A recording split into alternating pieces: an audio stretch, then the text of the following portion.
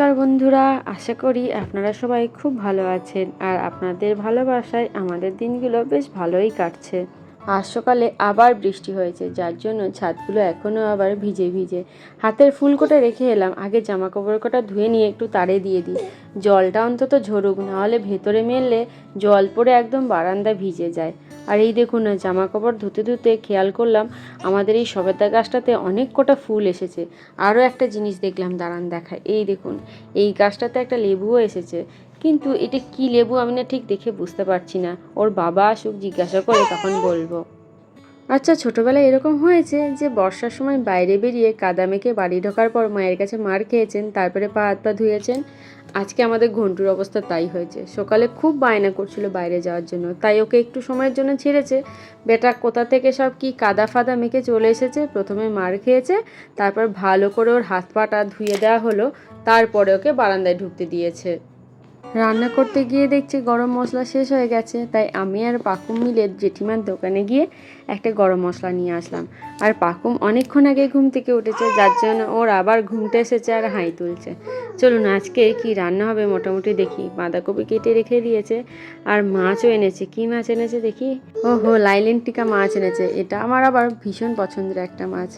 এই দেখুন, বারান্দায় ওকে নিয়ে একটু বসলাম খাওয়াবো বলে, আমার কোল থেকে নেমে পালিয়ে গেল দরজার কাছে। এখন দরজার কড়াটা ধরে নাচছে।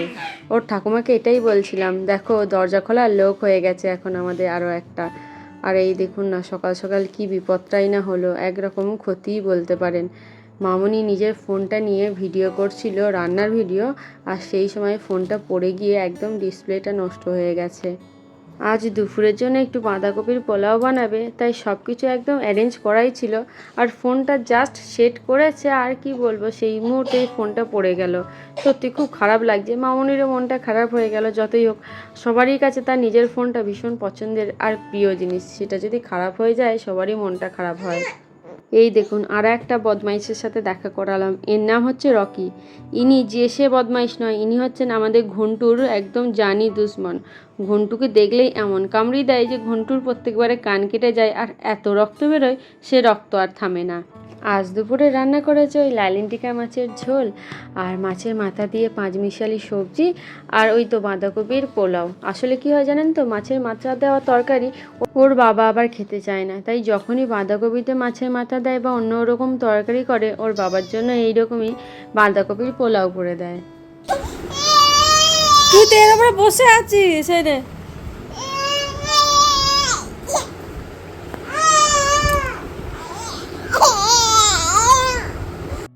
দেখছেন তো কেমন জেদি হয়েছে। যদি কোনো কিছু ও চায় বা ও কিছু একটা করতে চাইছে কিন্তু পারছে না, তখন ভীষণ রেগে যায় আর এরকম চেল্লামিল্লি করে।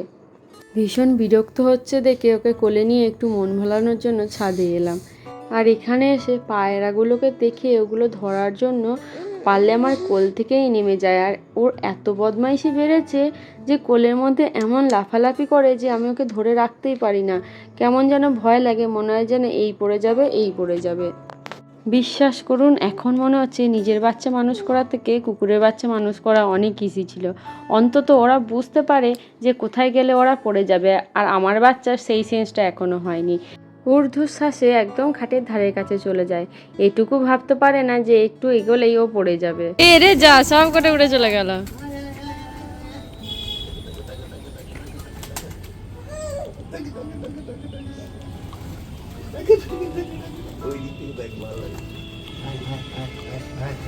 সব করতে উড়ে আবার পালিয়ে যাবে।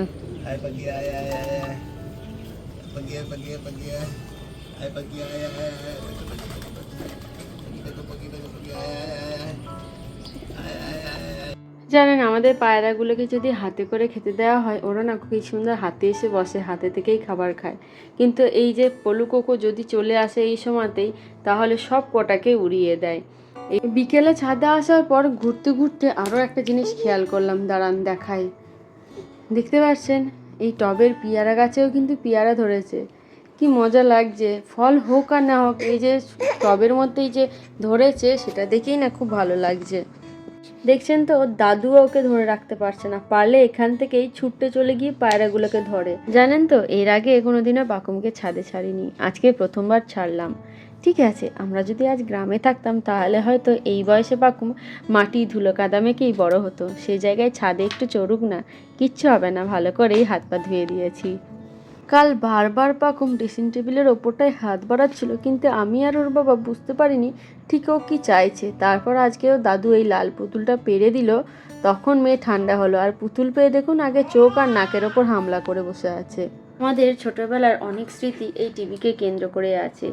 5 ঘন্টা পড়ার পর অনেক কাকুতি মিনতি করে 1 ঘন্টা টিভি দেখার পারমিশন পেতাম, তারপরে তো আবার বোনের সাথে রিমোট নিয়ে কাড়াকাড়ি লেগেই থাকতো। আর আজ এই বোকা বাক্স বোকার মতোই পড়ে থাকছে।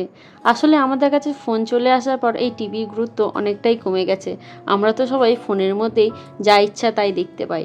আর অনেক আগে যখন গ্রামে একটা করে টিভি থাকতো, তখন তো মানুষ সেই বাড়িতে গিয়েই হাজির হতো, ভিড় জমাতো।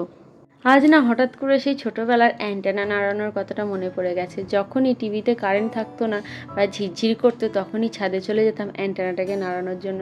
সত্যি আমাদের দিনগুলো না কেমন ছিল, কত আনন্দের ছিল, কত স্মৃতির।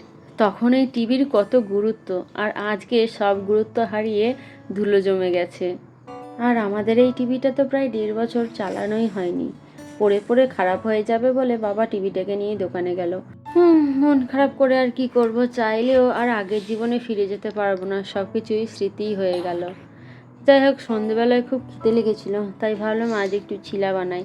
আজকে তো গাজর ছিল, পেঁয়াজ ছিল, সাথে একটু আলু দিয়ে নিলাম আর ডিম। আগেই তো এই রেসিপি আপনাদেরকে দেখিয়েছিলাম, তাই আজ আর ডিটেলসে কিছু দেখালাম না। যেহেতু প্রথম ছিলাটাই অল্প একটু তেল ইউজ করেছিলাম, তার পরের ছিলাগুলোতে আর একটু তেল দেওয়ার প্রয়োজন হয়নি, এমনি সুন্দরভাবে কড়া থেকে উঠে যাচ্ছিল। আর আমি তো সেরকম ঝাল খাই না, সেই জন্য না আজকের একটুখানি এখান থেকে নিয়ে পাকুমকে দিয়েছিলাম। ওর বেশ ভালোই লেগেছে, নিজে নিজে খানিক খেলো আর খানিকটা ওকে দিদা খাইয়ে দিল। এই দেখুন, একে দেখুন, এটা হচ্ছে পাকুমের দিদির একটা পোষ্য। ওর দিদি এসেছে, সাথে 2 পোষ্যকে সাথে করে নিয়ে এসেছে। একে দেখার পর তো পাকুম এমন ছটপট করছিল, ওকে নেওয়ার জন্য খুব বায়না করছিল। আর ও দেখলাম মানুষজন খুব ভালোই বাসে, সবার গায়ের কাছে গিয়ে পা শুঁকছিল, সবার কোলে উঠছিল, কাউকে কিচ্ছু বলছিল না। ওর সাথে ওর সঙ্গীটাও এসেছে, সেটা আবার চাউ চাউ প্রজাতির। দেখতে কিন্তু ভীষণ কিউট, কিন্তু ওর রেপুটেশন আবার খুব খারাপ। ও মোটামুটি বাড়ির সবাইকেই একবার করে কামড়ে দিয়েছে, যার জন্য ভয়ে আমি আর ওই সাহসিকতাটা দেখাই না যে ওর গায়ে হাত দেব। অন্য দেশি কুকুর হলে কিন্তু নির্দ্বিধায় আমি হাত দিয়ে দিতাম, কিন্তু যেহেতু ওর রেপুটেশন খারাপ, তাই অত সাহস আর হয়ে ওঠে না। তাহলে বন্ধুরা, আজকের মতো ভিডিওটা এইটুকুই থাক।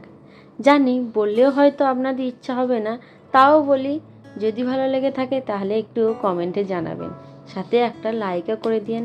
আর আমাদের চ্যানেলে প্রথম এসে থাকলে আমাদের চ্যানেলটা সাবস্ক্রাইব করে আমাদের পাশে থাকার একান্ত অনুরোধ রইল।